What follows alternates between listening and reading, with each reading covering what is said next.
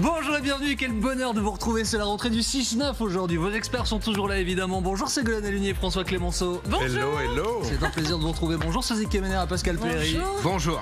Je fais une photo mentale de vos têtes bronzées, reposées, comme ça, puisque nous savons qu'après quoi, une semaine, 2 semaines max de matinale. Oui. Ça va pas durer. Voilà. Ouais. Parce que bon, ouais. Peut-être même dès vendredi. Oui, c'est ça. Donc profitons-en pour saluer les maquilleuses qui nous permettent tous les matins d'être présentables pour vous.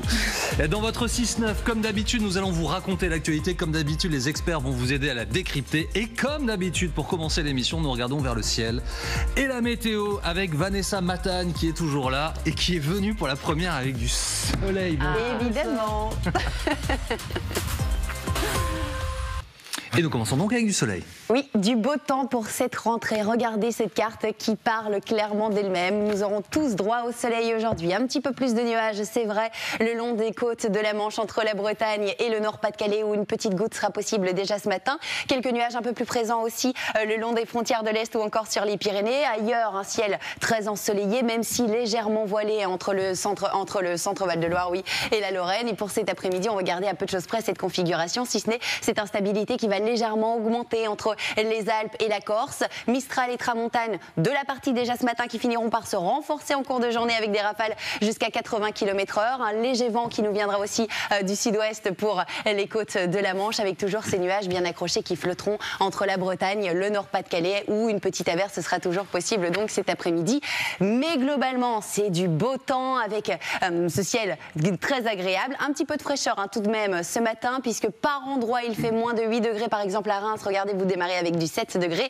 Température à la hausse pour tout le monde cet après-midi, même si légèrement en dessous des normales de saison entre Brest et Clermont-Ferrand, 20-23 degrés. Mais douceur, même chaleur, plutôt en Méditerranée, à Nice, 31 degrés. Nous sommes le lundi 26 août et c'est la rentrée de votre 6-9. Soyez les bienvenus si vous nous rejoignez sur LCI. Voici votre journal. Et nous en profitons pour souhaiter la bienvenue à une nouvelle de notre équipe, c'est Jade Partouche. Bonjour Jade. Bonjour Jean-Baptiste, je suis ravie de vous retrouver. Bonjour à tous. Attaque et contre-attaque au Proche-Orient. Des sirènes ont retenti hier soir dans le sud de Tel Aviv suite au tir d'une roquette lancée par le Hamas. Un tir en provenance de Gaza. Selon la défense israélienne, aucune victime n'est à déplorer. Aura-t-on un Premier ministre avant la fin de la semaine? Ça fait 40 jours qu'on se pose la question, mais Emmanuel Macron pourrait mettre fin au suspense. Le président devrait s'exprimer en ce début de semaine. En attendant, il continue de consulter. Le Rassemblement national est attendu à l'Elysée ce matin.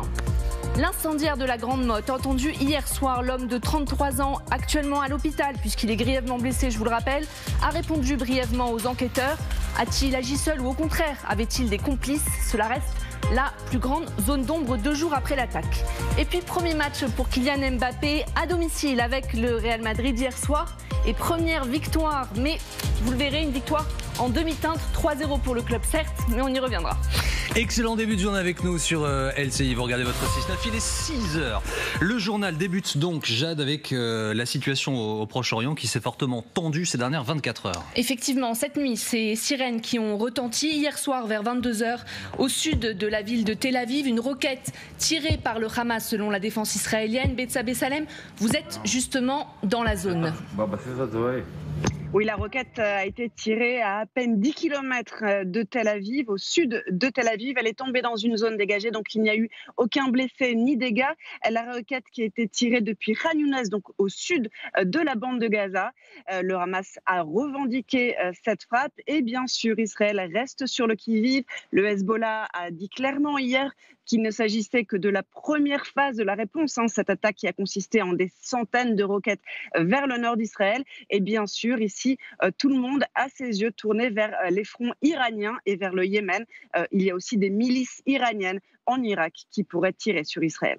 Merci Betsabé Salem. Une guerre donc au sud d'Israël, mais aussi au nord, vous le savez, avec le Liban. Hier, la journée débutait sous haute tension. Plus de 150 roquettes ont été tirées par le Hezbollah libanais juste après qu'Israël ait mené des frappes préventives dans le sud du Liban, des frappes ayant probablement permis de limiter l'attaque libanaise.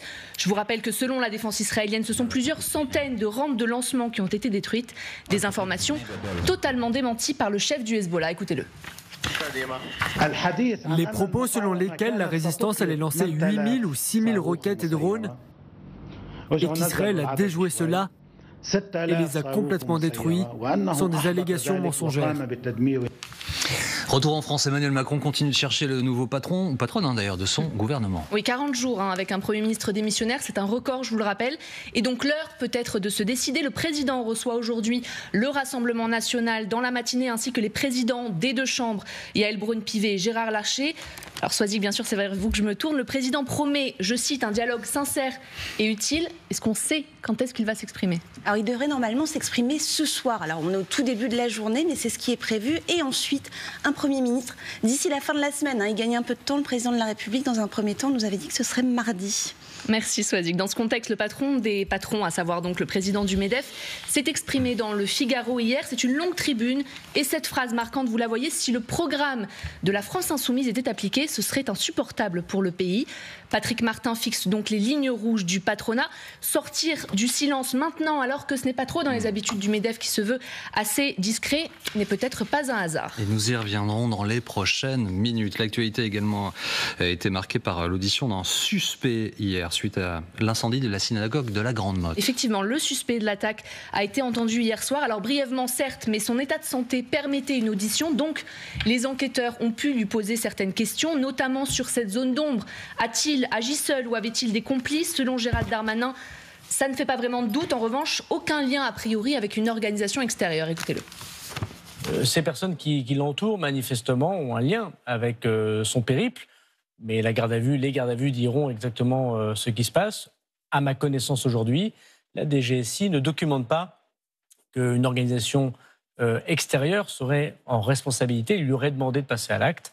Mais il y a sans doute des personnes qui l'ont aidé, d'une manière ou d'une autre, à venir sur le site, à repartir, peut-être même à voir, puisque c'est une synagogue assez confidentielle.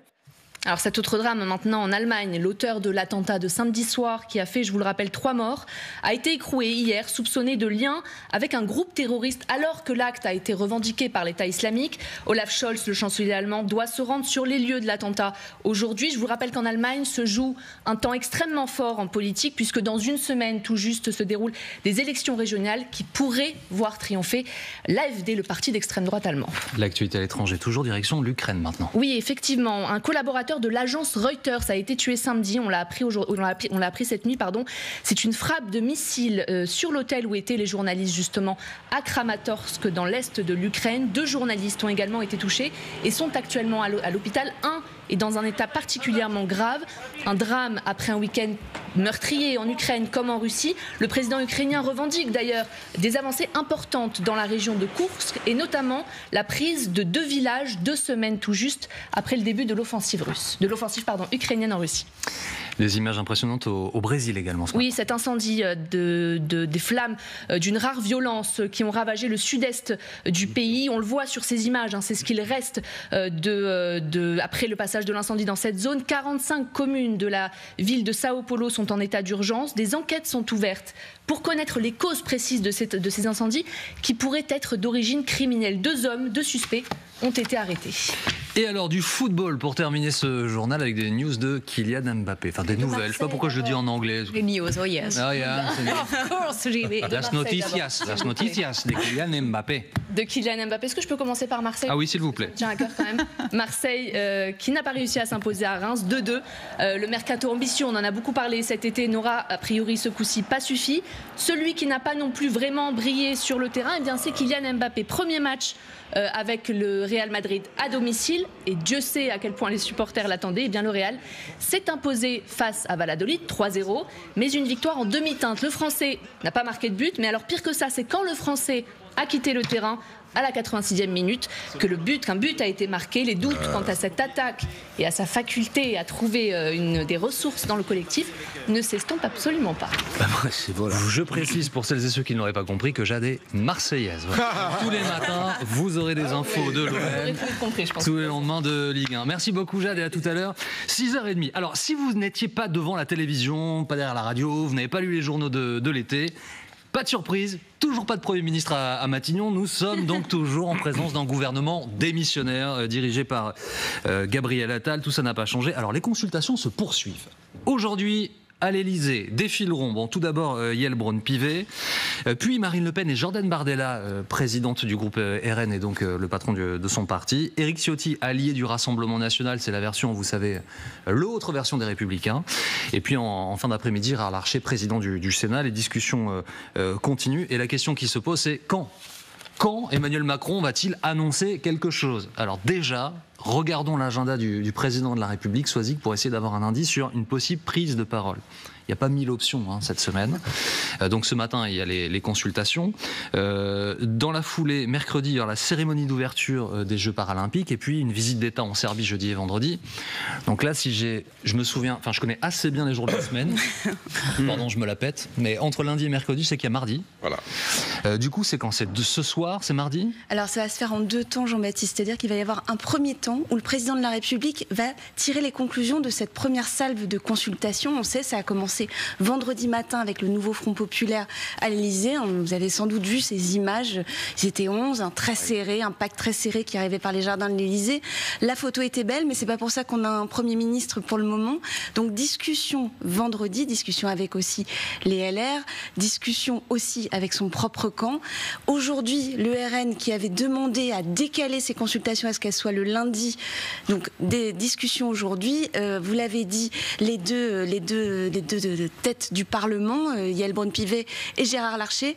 Et ce soir, sans doute, c'est ce qui est prévu, en tout cas au moment où je vous parle, un Emmanuel Macron qui va dire, écoutez, il n'y a pas de solution pour l'instant. Ah donc il n'annonce pas de nom ce soir? Non, il n'est pas prévu du tout qu'il annonce de nom ce soir. On sait bien que son idée, c'était de dire, regardez, personne ne veut de ministre LFI, donc je ne peux pas nommer Lucie Castet à Matignon puisqu'elle veut un gouvernement dans lequel il y aura des ministres LFI. Sauf que, oui, vous avez la suite, Jean-Baptiste. Sauf que, oui, je termine votre phrase, sauf que Jean-Luc Mélenchon, bien conscient de la situation, a cherché à cornériser, à bloquer le président de la République et ses alliés ce week-end en faisant une proposition qui est censée, selon lui, mettre fin au blocage. Écoutez.